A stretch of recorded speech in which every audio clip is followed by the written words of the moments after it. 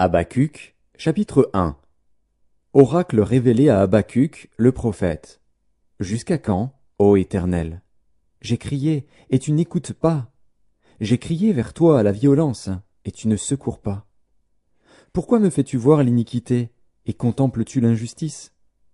Pourquoi l'oppression et la violence sont-elles devant moi? Il y a des querelles, et la discorde s'élève. Aussi la loi n'a point de vie, la justice n'a point de force. Car le méchant triomphe du juste, et l'on rend des jugements iniques. Jetez les yeux parmi les nations, regardez, et soyez saisis d'étonnement, d'épouvante. Car je vais faire en vos jours une œuvre que vous ne croiriez pas si on la racontait. Voici, je vais susciter les Chaldéens, peuple furibond et impétueux, qui traverse de vastes étendues de pays pour s'emparer de demeures qui ne sont pas à lui. Il est terrible et formidable. De lui seul viennent son droit et sa grandeur. Ses chevaux sont plus rapides que les léopards, plus agiles que les loups du soir, et ses cavaliers s'avancent avec orgueil. Ses cavaliers arrivent de loin. Ils volent comme l'aigle qui fond sur sa proie. Tout ce peuple vient pour se livrer au pillage. Ses regards avides se portent en avant, et il assemble des prisonniers comme du sable. Il se moque des rois, et les princes font l'objet de ses railleries. Il se rit de toutes les forteresses, il amoncelle de la terre, et il les prend.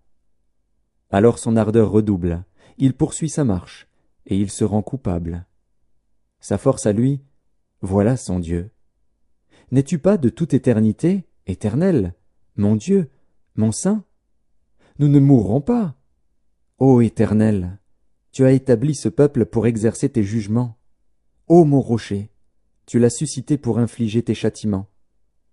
Tes yeux sont trop purs pour voir le mal, et tu ne peux pas regarder l'iniquité. Pourquoi regarderais-tu les perfides, et te tairais-tu, quand le méchant dévore celui qui est plus juste que lui? Traiterais-tu l'homme comme les poissons de la mer, comme le reptile qui n'a point de maître?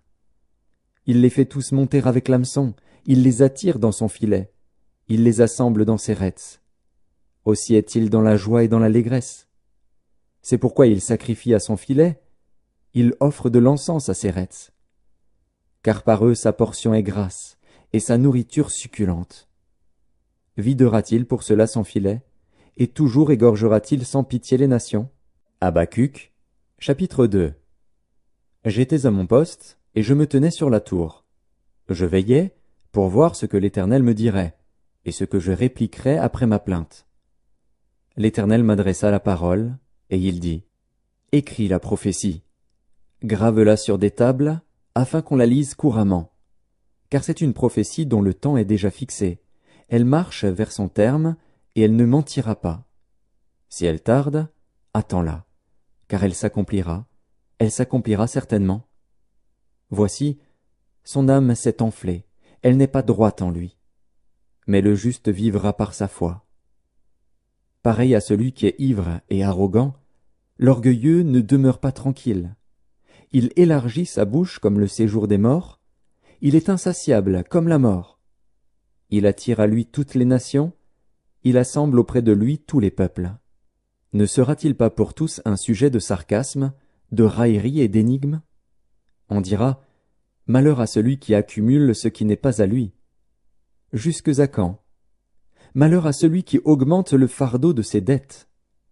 Tes créanciers ne se lèveront-ils pas soudain? Tes oppresseurs ne se réveilleront-ils pas? Et tu deviendras leur proie.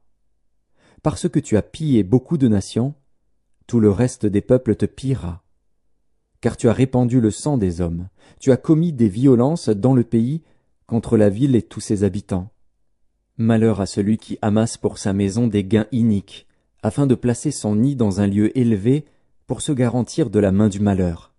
C'est l'opprobre de ta maison que tu as résolu, en détruisant des peuples nombreux, et c'est contre toi-même que tu as péché. Car la pierre crie du milieu de la muraille, et le bois qui lie la charpente lui répond. Malheur à celui qui bâtit une ville avec le sang, qui fonde une ville avec l'iniquité. Voici, quand l'Éternel des armées l'a résolu, les peuples travaillent pour le feu, les nations se fatiguent en vain, car la terre sera remplie de la connaissance de la gloire de l'Éternel, comme le fond de la mer par les eaux qui le couvrent. Malheur à celui qui fait boire son prochain, à toi qui verses ton outre et qui l'enivre, afin de voir sa nudité. Tu seras rassasié de honte plus que de gloire. Bois aussi toi-même, et découvre-toi. La coupe de la droite de l'Éternel se tournera vers toi, et l'ignominie souillera ta gloire. Car les violences contre le Liban retomberont sur toi, et les ravages des bêtes t'effrayeront, parce que tu as répandu le sang des hommes, et commis des violences dans le pays, contre la ville et tous ses habitants. À quoi sert une image taillée, pour qu'un ouvrier la taille? À quoi sert une image en fonte et qui enseigne le mensonge, pour que l'ouvrier qui l'a faite place en elle sa confiance, tandis qu'il fabrique des idoles muettes? Malheur à celui qui dit au bois, « Lève-toi », à une pierre muette, « Réveille-toi ». Donnera-t-elle instruction? Voici, elle est garnie d'or et d'argent, mais il n'y a point en elle un esprit qui l'anime. L'Éternel est dans son saint temple. Que toute la terre fasse silence devant lui. Habacuc, chapitre 3. Prière d'Habacuc, le prophète. Éternel, j'ai entendu ce que tu as annoncé, je suis saisi de crainte. Accomplis ton œuvre dans le cours des années, ô Éternel. Dans le cours des années, manifeste-la, mais dans ta colère, souviens-toi de tes compassions. Dieu vient de Théman, le Saint vient de la montagne de Paran. Sa majesté couvre les cieux, et sa gloire remplit la terre. C'est comme l'éclat de la lumière. Des rayons partent de sa main. Là réside sa force. Devant lui marche la peste, et la peste est sur ses traces. Il s'arrête, et de l'œil il mesure la terre. Il regarde, et il fait trembler les nations. Les montagnes éternelles se brisent, les collines antiques s'abaissent.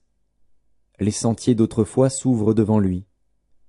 Je vois dans la détresse les tentes de l'Éthiopie, et les tentes du pays de Madian sont dans l'épouvante. L'Éternel est-il irrité contre les fleuves? Est-ce contre les fleuves que s'enflamme ta colère? Contre la mer que se répand ta fureur, pour que tu sois monté sur tes chevaux, sur ton char de victoire? Ton arc est mis à nu. Les malédictions sont les traits de ta parole. Tu fends la terre pour donner cours aux fleuves. À ton aspect, les montagnes tremblent, des torrents d'eau se précipitent. L'abîme fait entendre sa voix, il lève ses mains en haut. Le soleil et la lune s'arrêtent dans leur demeure, à la lumière de tes flèches qui partent, à la clarté de ta lance qui brille. Tu parcours la terre dans ta fureur, tu écrases les nations dans ta colère. Tu sors pour délivrer ton peuple, pour délivrer ton oint. Tu brises le faîte de la maison du méchant, tu la détruis de fond en comble. Tu perces de tes traits la tête de ses chefs, qui se précipitent comme la tempête pour me disperser, poussant des cris de joie, comme s'ils dévoraient déjà le malheureux dans leur repère. Avec tes chevaux tu foules la mer, la boue des grandes eaux. J'ai entendu, et mes entrailles sont émues. À cette voix, mes lèvres frémissent, mes os se consument, et mes genoux chancellent. En silence, je dois attendre le jour de la détresse, le jour où l'oppresseur marchera contre le peuple. Car le figuier ne fleurira pas, la vigne ne produira rien, le fruit de l'olivier manquera, les champs ne donneront pas de nourriture. Les brebis disparaîtront du pâturage, et il n'y aura plus de bœufs dans les étables. Toutefois, je veux me réjouir en l'Éternel, je veux me réjouir dans le Dieu de mon salut. L'Éternel, le Seigneur, est ma force. Il rend mes pieds semblables à ceux des biches, et il me fait marcher sur